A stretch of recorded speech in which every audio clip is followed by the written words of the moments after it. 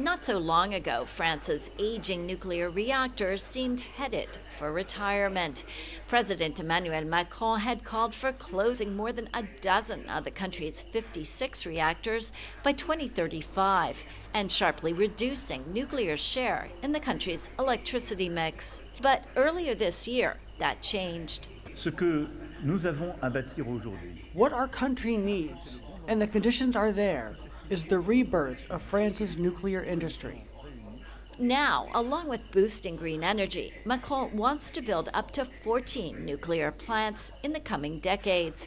And he's not alone. Belgium recently decided to extend the life of its 2 nuclear reactors by a decade, delaying plans to fully exit nuclear energy. Poland and Romania are eyeing smaller cutting-edge reactors that are quicker and cheaper to build than traditional ones. Britain also plans to build new plants, even as it retires most of its aging fleet in the coming years.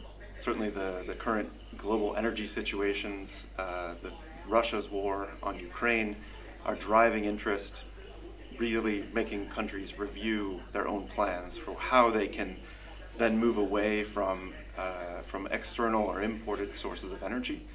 Worldwide, the International Energy Agency says the nuclear industry must nearly double in size to help meet demand as well as global climate change goals.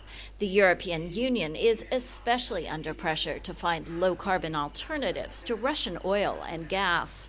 France, the EU's largest nuclear energy producer, led the lobby to put nuclear on Brussels' list of climate-friendly sources.